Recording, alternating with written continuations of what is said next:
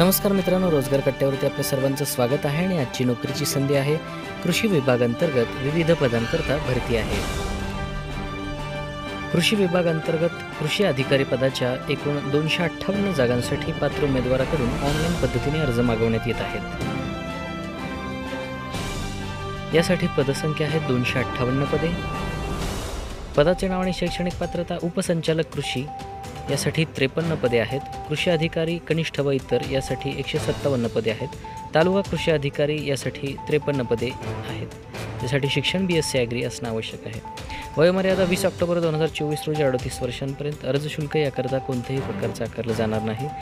वेतनमान हे आपणास सरकारी नियमानुसार प्रदान करण्यात येईल. यासाठी नोकरीचं ठिकाण संपूर्ण महाराष्ट्रभर राहील. अर्ज करण्याची पद्धत ही ऑनलाईन आहे. अर्ज करण्याची शेवटची तारीख आहे 17 ऑक्टोबर 2024.